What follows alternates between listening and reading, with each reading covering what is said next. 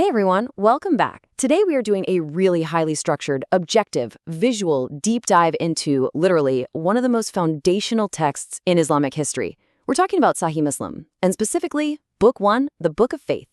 Whether you know this text inside and out, or you're just kind of curious about how ancient texts build entire belief systems from the ground up to govern human behavior, this explainer is for you.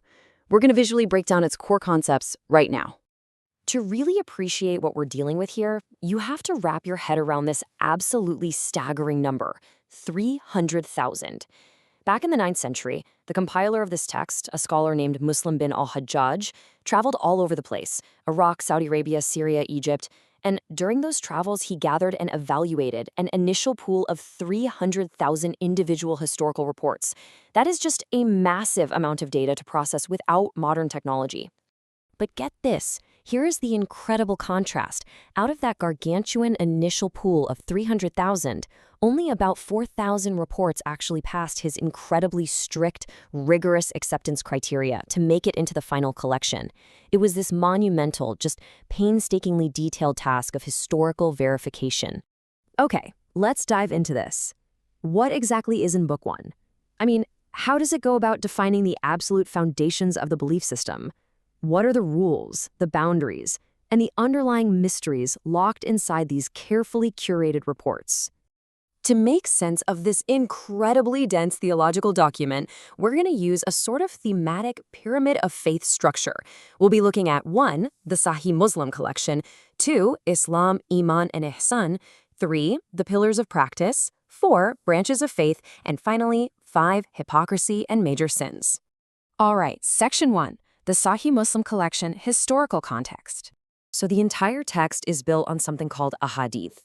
Basically, these are the preserved reports of the sayings, deeds, and approvals of Prophet Muhammad. You have to remember, this isn't a novel written front to back by one guy. No, it's a meticulously authenticated compilation of thousands of separate historical encounters, quick conversations, and Q&As that were passed down orally before finally being written down. Section 2. Islam, Iman, and Ihsan, the core triad. The text introduces these massive concepts through a very famous encounter where a mysterious, unrecognizable man dressed in pure white, later revealed to be the angel Gabriel, interrogates the prophet to explicitly define the religion.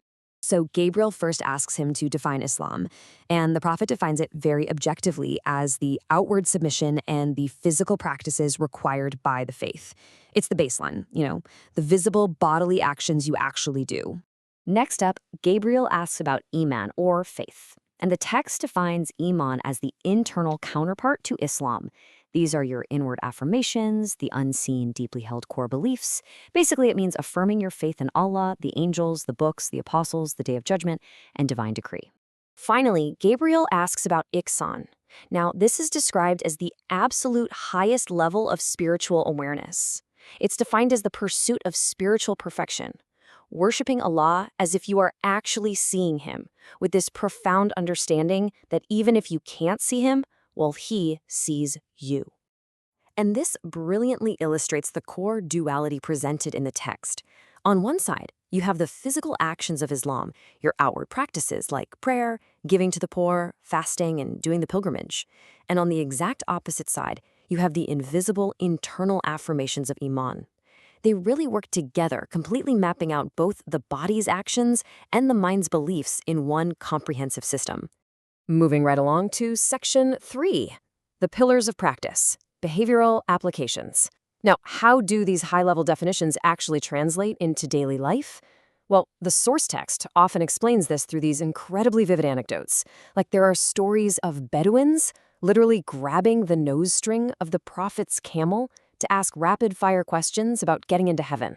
The text repeatedly hammers home these 5 behavioral pillars: testifying there is no God but Allah, establishing daily prayers, paying zakat, or the poor rate, fasting in Ramadan, and pilgrimage.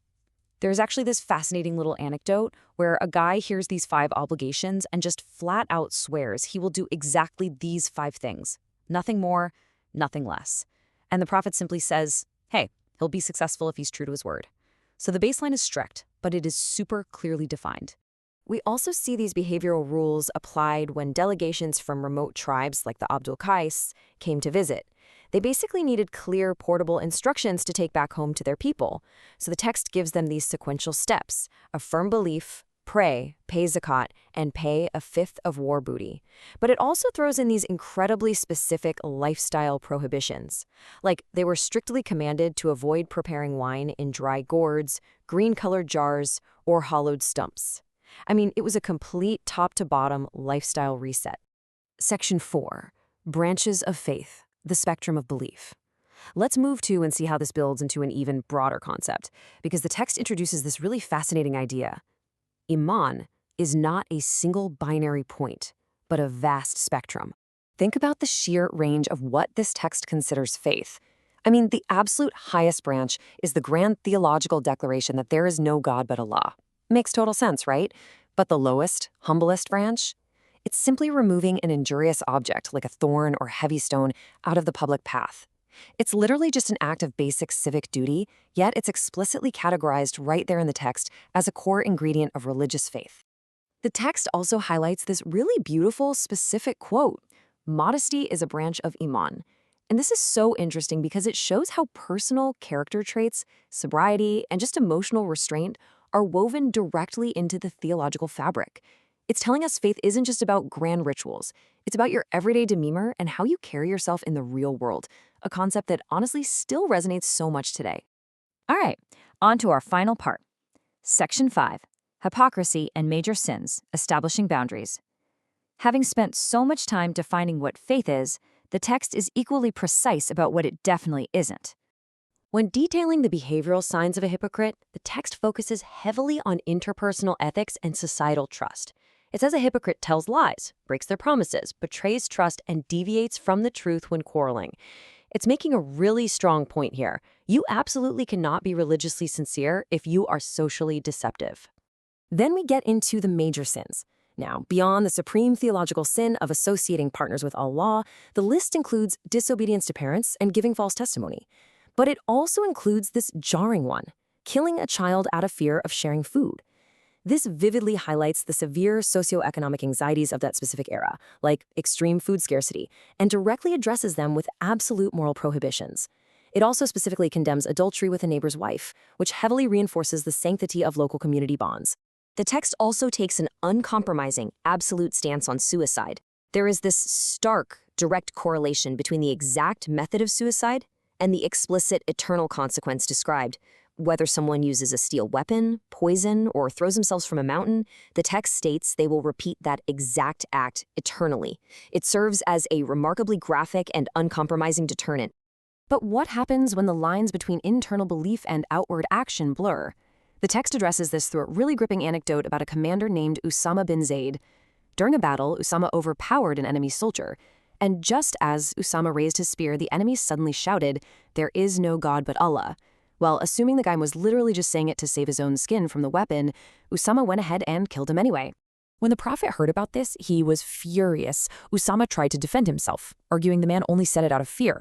So the crucial point is the Prophet's profound rebuke. He asked him, did you tear his heart in order to find out whether it had professed or not? And he just kept repeating it over and over. It's a hugely powerful statement emphasizing that while humans absolutely have to govern outward actions, the inward reality of a person's faith is completely impenetrable. It belongs only to God.